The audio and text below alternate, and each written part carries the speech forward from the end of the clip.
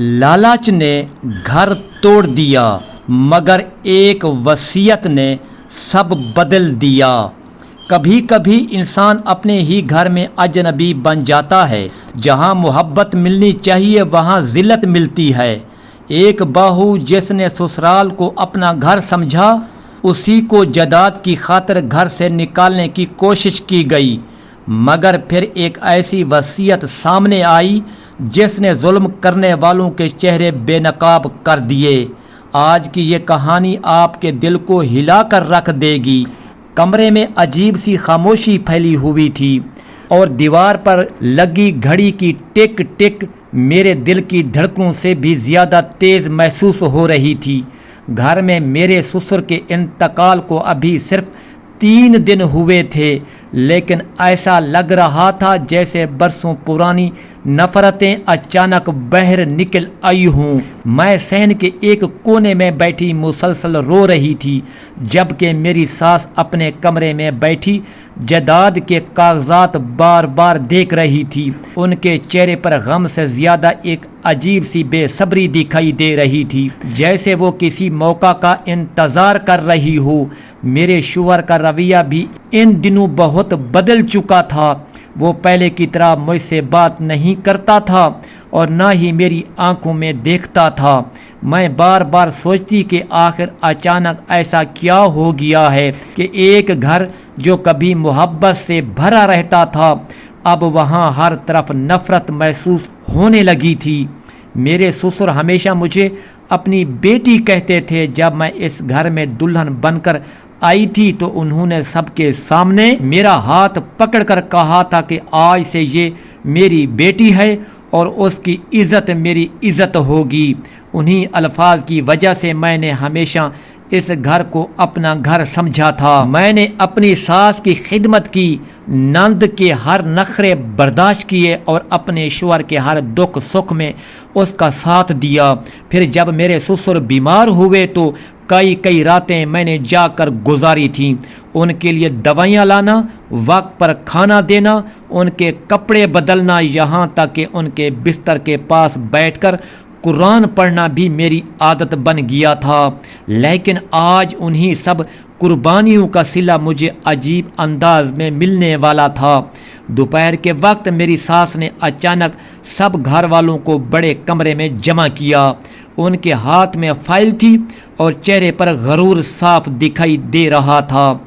मेरी नंद भी उनके साथ बैठी मुस्करा रही थी, जबकि मेरा शौहर खामोश खड़ा ज़मीन को देख रहा था। मैं अभी कुछ समझ भी नहीं पाई थी कि मेरी सास ने ऊंची आवाज़ में कहना शुरू कर दिया कि अब इस घर के फैसले वो करेंगी, क्योंकि तमाम जायदाद उनके बेटे और बेटी के नाम हो चुकी है। ये सुनते ही मेरे हाथ कांपने लगे। मुझे लगा शायद मैंने गलत सुना है। मैंने हैरत से अपने शौहर की तरफ देखा, लेकिन उसने नज़रें झुका लीं। मेरी सास ने दोबारा सख्त लहजे में कहा कि अब इस घर में मेरा कोई हक नहीं रहा और बेहतर यही है कि मैं खामोशी से अपना सामान बांधकर यहाँ से निकल जाऊँ। मेरी आंखों से बेइख्तियार आंसू बहने लगे। मैंने रोते हुए कहा कि अब्बू जी कभी मेरे साथ ऐसा नहीं कर सकते। उन्होंने हमेशा मुझे अपनी बेटी कहा था। मेरी बात सुनकर मेरी नंद तंजिया हंसने लगी और कहने लगी कि अब ड्रामे करने से कुछ नहीं होगा, तुम्हारा वक्त ख़त्म हो चुका है। मैंने बेबसी से अपने शौहर का हाथ पकड़ा और कहा कि तुम कुछ बोलो, तुम जानते हो मैंने इस घर के लिए क्या कुछ किया है। लेकिन उसने मेरा हाथ झटक दिया और सख्त आवाज़ में कहा कि बेहतर यही है कि तुम खामोशी से चली जाओ ताकि बात ज़्यादा ना बढ़े। उस लम्हे मुझे यूं लगा जैसे मेरे कदमों तले ज़मीन निकल गई हो। मैं लड़खड़ाते हुए अपने कमरे में चली आई। बाहर मेरी सास की आवाज़ मुसलसल आ रही थी, जो पड़ोसियों को सुनाने के अंदाज में कह रही थी कि कुछ लोग एहसान फरामोश होते हैं और अब उन्हें घर से निकालना ही बेहतर है। मैं रोते हुए अपनी अलमारी खोलकर कपड़े बैग में रखने लगी। हर कपड़े के साथ कोई ना कोई याद जुड़ी हुई थी। कहीं मेरे ससुर की दी हुई ईद की रकम थी, कहीं उनकी पसंद का दुपट्टा रखा हुआ था। मेरा दिल बुरी तरह टूट चुका था, लेकिन फिर भी अंदर कहीं ना कहीं उम्मीद बाकी थी कि शायद आखिरी लम्हे में कोई मुझे रोक लेगा। लेकिन बाहर खड़ी मेरी सास के कहे इस उम्मीद को भी ख़त्म करते जा रहे थे। मैं कांपते हाथों से अपना सामान बैग में रख रही थी और मेरी आंखों से मुसलसल आंसू बह रहे थे। कमरे की हर चीज़ मुझे ताने दे रही थी। ये वही कमरा था जिसे मैंने दिल लगाकर सजाया था। दीवारों पर लगी तस्वीरें, पर्दे, अलमारी, हत्ता के बिस्तर की चादर तक मेरी पसंद से आई थी। लेकिन आज मुझे ऐसे निकाला जा रहा था जैसे मैं इस घर पर बोझ हूँ। बहर मेरी सास और नंद की हंसी की आवाज़ें मुसलसल मेरे कानों में गूंज रही थी। कभी वो आपस में जायदाद की बातें करती, कभी नए मंसूबे बनाती और कभी तंजिया अंदाज में मेरा जिक्र करके कहे लगाती। मेरे शोहर की खामोशी सबसे ज़्यादा तकलीफ़ दे रही थी। अगर वो सिर्फ एक बार भी मेरे हक़ में बोल देता तो शायद मेरा दिल इतना ना टूटता। लेकिन वो मुसलसल अपनी माँ के साथ खड़ा था, जैसे मैं उसकी ज़िंदगी में कभी अहम रही ही ना हूँ।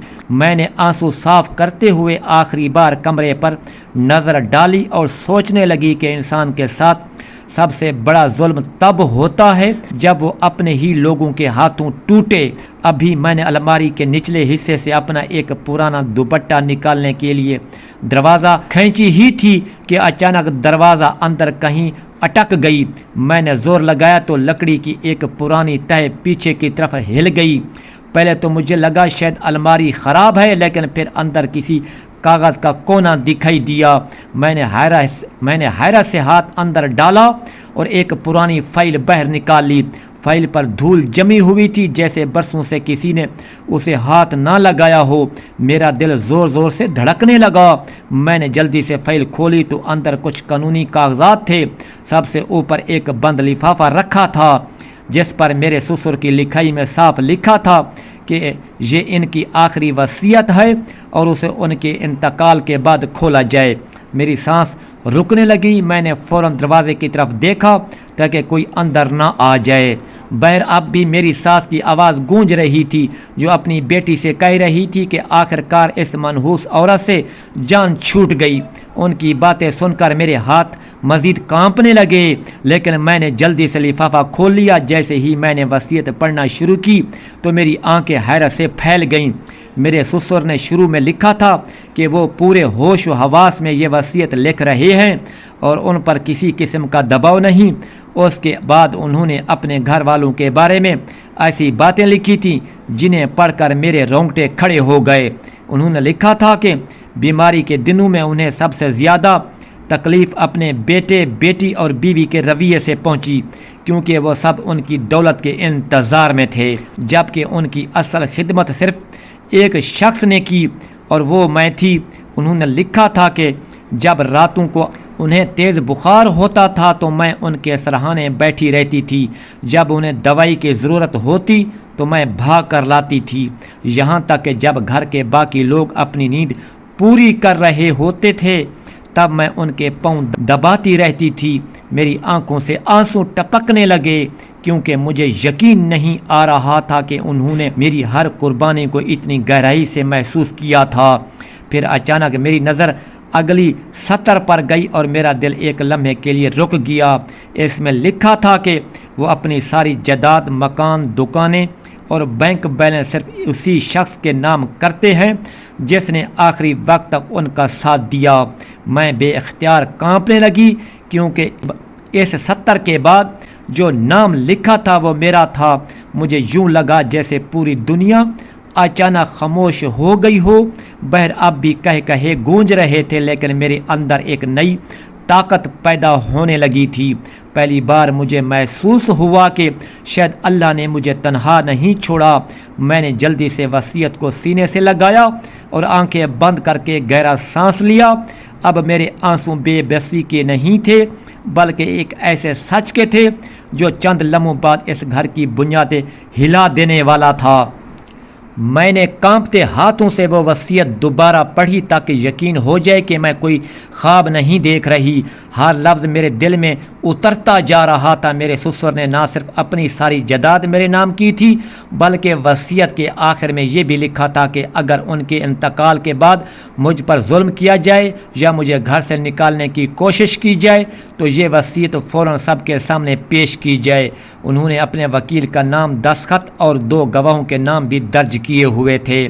میرے ہاتھ بری طرح کانپ رہے تھے، لیکن اب میرے اندر وہ کمزور عورت باقی نہیں رہی تھی جو چند لمحے پہلے بے بسی سے اپنا سامان باندھ رہی تھی۔ مجھے محسوس ہو رہا تھا جیسے میرے سسر مرنے کے بعد بھی میرا سہارا بن گئے ہوں۔ میں نے آنکھیں بند کر کے خود کو سنبھالا اور پھر آہستہ سے آنسو صاف کیے۔ باہر سے مسلسل میری ساس کی آوازیں آ رہی تھیں۔ وہ اپنی بیٹی سے کہہ رہی تھی کہ اب اس گھر میں سکون آ جائے گا کیونکہ منحوس سایہ ہمیشہ کے لیے ختم ہو رہا ہے۔ میری نند زور زور سے ہنس رہی تھی جبکہ میرا شوہر اب بھی خاموش بیٹھا تھا۔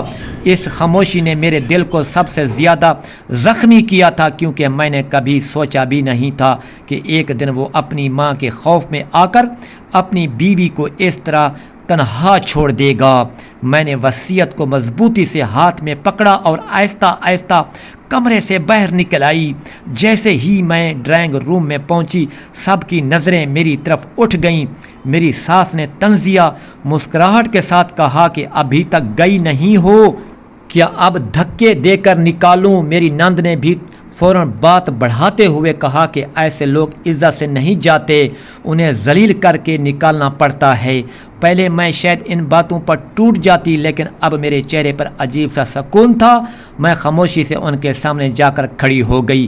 میری خاموشی دیکھ کر وہ سب ایک لمحے کے لیے حیران رہ گئے۔ پھر میری ساس غصے سے بولی کہ اب یہ نیا ڈرامہ کیا ہے؟ میں نے ایسا سے اپنے ہاتھ میں پکڑی فائل ان کے سامنے رکھی اور کہا کہ جانے سے پہلے صرف ایک چیز دکھانی ہے۔ میری ساس نے لاپرواہی سے فائل کھولی لیکن جیسے ہی ان کی نظر پہلے صفحے پر پڑی ان کے چہرے کا رنگ بدلنے لگا، ان کی آنکھیں پھیل گئیں اور ہاتھ کانپنے لگے۔ میری نند فوراً ان کے قریب آئی اور کاغذ چھین کر پڑھنے لگی۔ چند لمحوں بعد اس کے چہرے سے بھی غرور غائب ہو چکا تھا۔ کمرے میں عجیب سی خاموشی پھیل گئی۔ میرا شوہر تیزی سے آگے بڑھا اور اس نے وصیت میرے ہاتھ سے لے کر پڑھنا شروع کی۔ جتنا وہ پڑھتا جا رہا تھا اتنا ہی اس کے چہرے پر خوف بڑھتا جا رہا تھا۔ میرے سسر نے وصیت میں صاف لکھا تھا کہ ان کے بیٹے، بیٹی اور بیوی نے بیماری کے دنوں میں صرف جائیداد کی فکر کی جبکہ ان کی اصل خدمت میں نے کی۔ انہوں نے یہ بھی لکھا تھا کہ اگر ان کی موت کے بعد میرے ساتھ ناانصافی کی گئی تو وہ لوگ دنیا اور آخرت دونوں میں جواب دہ ہوں گے۔ میری ساس کے ہاتھوں سے کاغذات گر گئے۔ وہ بے یقینی سے کبھی مجھے دیکھتی اور کبھی وصیت کو۔ پھر اچانک وہ روتی ہوئی میرے قدموں کی طرف بڑھی اور کہنے لگی کہ مجھ سے غلطی ہو گئی، میں تو صرف غصے میں باتیں کر رہی تھی۔ میری نند بھی خاموش ہو چکی تھی اور اس کے چہرے پر پہلی بار خوف صاف نظر آ رہا تھا۔ لیکن میرے شوہر کی حالت سب سے عجیب تھی۔ وہ ایک کونے میں کھڑا مسلسل زمین کو دیکھ رہا تھا جیسے اسے اپنے کیے پر شرمندگی ہو رہی ہو۔ میری آنکھوں میں آنسو آ گئے لیکن اس بار یہ کمزوری کے آنسو نہیں تھے۔ میں نے پہلی بار خود کو مضبوط محسوس کیا۔ میں نے ساس کی طرف دیکھا اور آہستہ سے کہا کہ انسان کو کبھی کسی کی بے بسی پر ہنسنا نہیں چاہیے کیونکہ اللہ ایک لمحے میں سب کچھ بدل سکتا ہے۔ یہ سنتے ہی کمرے کی فضا اور بھی بوجھل ہو گئی۔ باہر شام کا اندھیرا پھیل رہا تھا لیکن اس گھر کے اندر ایک ایسا سچ سامنے آ چکا تھا جس نے سب کے چہرے بے نقاب کر دیے تھے۔ کمرے میں ایسی خاموشی چھا گئی تھی جیسے کسی نے سب کی آوازیں چھین لی ہوں۔ میری ساس جو چند لمحے پہلے تک غرور سے بھری کھڑی تھی اب میرے قدموں میں بیٹھی رو رہی تھی۔ میری نند کے چہرے سے ساری اکڑ ختم ہو چکی تھی اور میرا شوہر مسلسل جھکی ہوئی نظروں کے ساتھ دیوار کو دیکھ رہا تھا۔ مجھے ایسا محسوس ہو رہا تھا جیسے وقت اچانک رک گیا ہو۔ میں نے زندگی میں پہلی بار ان لوگوں کو اس حال میں دیکھا تھا۔ وہ لوگ جو میری بے بسی پر ہنستے تھے آج خود بے بس کھڑے تھے۔ میرے ہاتھ میں اب بھی وہ وصیت تھی اور میرے سسر کی لکھی ہوئی ہر سطر میرے دل میں گونج رہی تھی۔ انہوں نے مرنے سے پہلے سب کچھ دیکھ لیا تھا۔ وہ جان گئے تھے کہ ان کے بعد اس گھر میں میرے ساتھ کیا ہونے والا ہے، اسی لیے انہوں نے مجھے اکیلا نہیں چھوڑا تھا۔ میری آنکھوں سے آنسو بہنے لگے۔ میں نے دل ہی دل میں اپنے سسر کے لیے دعا کی، کیونکہ انہوں نے مرنے کے بعد بھی میرا مان رکھ لیا تھا۔ اچانک میرے شوہر نے آہستہ آہستہ چلتے ہوئے میرے قریب آ کر کہا کہ مجھے معاف کر دو۔ میں اپنی ماں کے سامنے بول نہ سکا، اس کی آواز کانپ رہی تھی۔ میں نے اس کی طرف دیکھا تو پہلی بار مجھے اس کی آنکھوں میں شرمندگی نظر آئی۔ وہ شخص جو ہمیشہ خاموش رہتا تھا آج ٹوٹا ہوا لگ رہا تھا۔ اس نے روتے ہوئے کہا کہ میں نے تمہارے ساتھ بہت ظلم کیا، تم اس گھر کی سب سے سچی انسان تھی، لیکن میں تمہیں پہچان نہ سکا۔ اس کی باتیں سن کر میرے دل میں عجیب سا درد اٹھا، کیونکہ بعض زخم ایسے ہوتے ہیں جو معافی سے بھی مکمل نہیں بھرتے۔ میری ساس مسلسل روتے جا رہی تھی۔ وہ بار بار کہہ رہی تھی کہ لالچ نے اس کی آنکھیں بند کر دی تھیں۔ اسے لگا تھا کہ جائیداد مل جائے گی تو زندگی آسان ہو جائے گی، لیکن آج اسے احساس ہو رہا تھا کہ اس نے اپنے ہی گھر کا سکون تباہ کر دیا۔ میری نند بھی خاموش کھڑی آنسو پونج رہی تھی۔ گھر کی وہی دیواریں جو ہمیشہ شور اور غرور سے بھری رہتی تھیں آج خاموش تھیں۔ میں آہستہ سے صوفے پر بیٹھ گئی۔ میرا دل بہت بھاری ہو چکا تھا۔ میں سوچ رہی تھی کہ انسان جب طاقت میں ہوتا ہے تو اسے لگتا ہے کہ وہ کسی کو بھی کمزور بنا سکتا ہے، لیکن اللہ جب فیصلہ کرتا ہے تو ایک کاغذ کا ٹکڑا بھی تقدیر بدل دیتا ہے۔ کچھ دیر بعد میں نے وہ وصیت بند کی اور بہت سکون سے کہا کہ مجھے اس جائیداد کی خوشی نہیں ہے۔ اگر آج بابا جی زندہ ہوتے اور یہ گھر پہلے جیسا ہوتا تو شاید میں دنیا کی سب سے امیر عورت ہوتی۔ میری بات سن کر سب کی نظریں جھک گئیں۔ میں نے اپنے شوہر کی طرف دیکھا اور کہا کہ بیوی صرف وہ عورت نہیں ہوتی جو کھانا پکائے یا گھر سنبھالے، بیوی وہ ہوتی ہے جو ہر مشکل وقت میں تمہارے ساتھ کھڑی رہے۔ لیکن افسوس تم نے دوسروں کی باتوں میں آ کر مجھے ہی اجنبی بنا دیا۔ میرے شوہر کی آنکھوں سے مسلسل آنسو بہہ رہے تھے۔ وہ میرے قدموں کے قریب بیٹھ گیا اور بولا کہ اگر ممکن ہو تو وہ اس گھر کو ایک موقع اور دے دو۔ میں خاموش رہی کیونکہ میرے اندر بہت کچھ ٹوٹ چکا تھا۔ پھر اچانک مجھے اپنے سسر کی وہ بات یاد آئی جو وہ اکثر کہا کرتے تھے کہ جس گھر میں معافی ختم ہو جائے وہاں برکت بھی ختم ہو جاتی ہے۔ میں نے گہرا سانس لیا اور آہستہ سے کہا کہ میں اس گھر میں رہوں گی، لیکن اب اس گھر میں ظلم نہیں ہوگا، کسی کی عزت کو جائیداد سے کم نہیں سمجھا جائے گا۔